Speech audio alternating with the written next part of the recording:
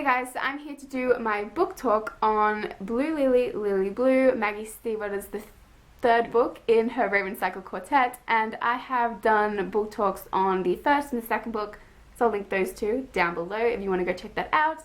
But right now, I just want to leave you with, if you haven't read this series yet, I definitely highly recommend it. I strongly urge you to pick this series up. So good. But right now I'm going to get straight into this spoiler section because there's a lot to talk about and I can't really give you a synopsis because it's the third book in the series. So let's go. First of all, Persephone. I'm tearing up. She was like my favorite character in this entire series besides next to Ronan. Just why? I need more clarification on that. That was just unacceptable. No, I do not accept that. No. Alright, let's talk about something a little bit happier. Blue and Gansey. Glue. I so ship it. I ship it so hard. And I absolutely loved in the scene where Gansey is in his pig and then he reaches back for Blue's hand and then they hold hands. That scene was so adorable, but it was also really funny because he makes like you need to read it. He makes a joke about his manlyhood being the casualty of that touch. Do you guys remember that? It was really funny. Their scenes were so intense and so electric, and I was just on the edge of my seat the entire time, especially when they go out driving together in the middle of the night and how they have that kind of touching but no kissing tension. Maggie Stiefvater is just killing me. Just killing me. And what I really liked about Blue this time was that she never forgot her mum. Like, her mum was always in her thoughts, like she was always worrying about her. I just liked that she didn't outright forget her, because that would have severely annoyed me, because I feel like parents are really underrated in YA, so it was nice to see. Nice to see. Alright, so the next OTP that I just need to see get together is Vernon and Adam. Am I right or am I right? I feel like everyone has just like moved from Blue and Gansey to Adam and Vernon. Everyone is just dying to see these two get together. Me too. Because they are so cute. Actually, I don't think cute is... No. Actually, I don't think saying Ronan is cute would go down well for me. But I mean, he just is. Like, if he's not cute, he's just so selfless and so generous and so thoughtful. Like, when he gives Adam that lotion for his dry hands and he leaves it out for him, I could not handle it. I was just like, I have to put this down. I just can't do it. The feels.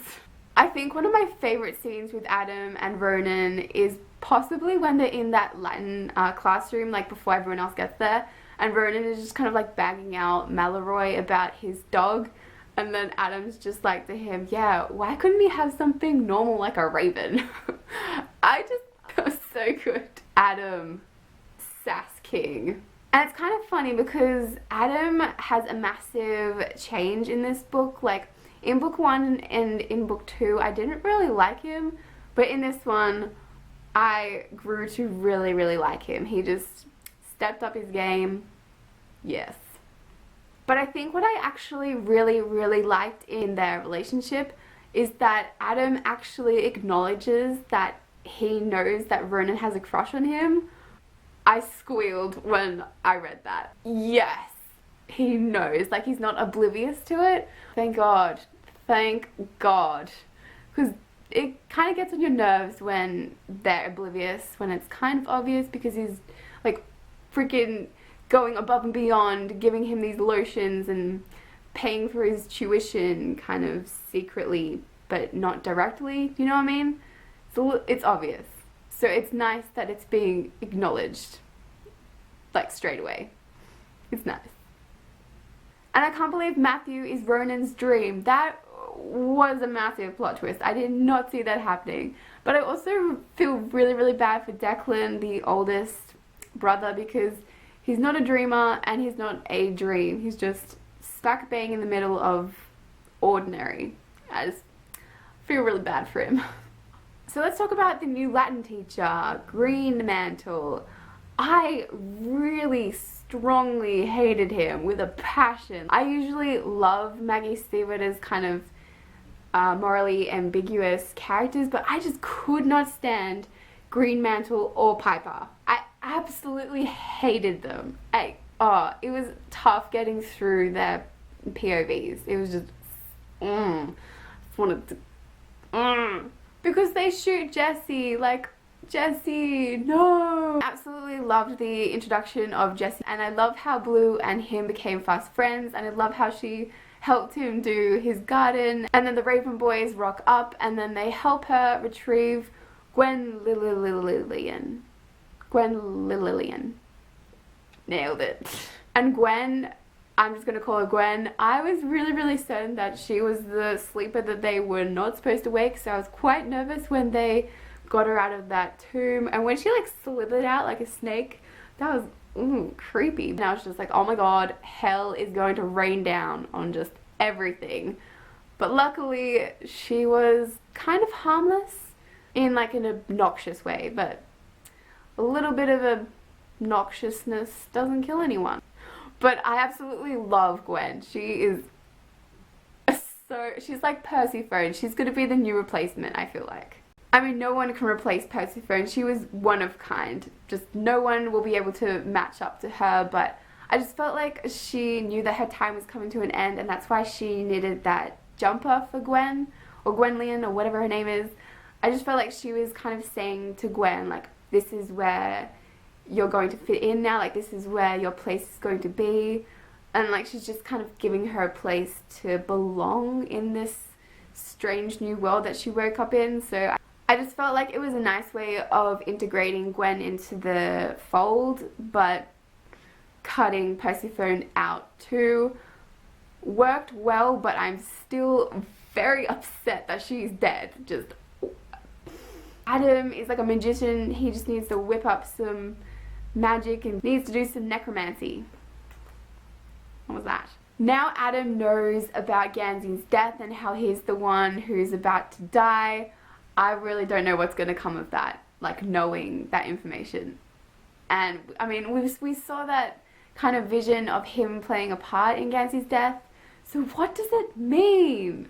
I'm just dying for the fourth book. But I also absolutely loved when the kind of crew just like walked into Blue's house and Carla is getting taught how to like twist people's arms by the Grey Man. I really think that Carla needs to do that move on Neely and Piper. Just whip it out, girl. You can do it. Just do them both simultaneously. So when everyone just kind of like ends up in the cave at the same time, that was really intense, but it was also really funny because it's just so comical that they'd all end up there at the exact same time. And I really liked that we got to see Artemis and Blue interact. That was kind of funny and really interesting. Then they end up rescuing Mora, of course, but freaking Navy rocks up. She F's shit up at the end. And that cliffhanger, Piper, I knew I hated her for a reason. And Mallory, he can see people's auras. That was so cool. Blue has a blue aura. That was really funny. And also Gwen has one too. I just really want to see what that exactly means. Like, it means that they're mirror powers or something. And I just want Gwen to like train Blue. Just, that needs to happen.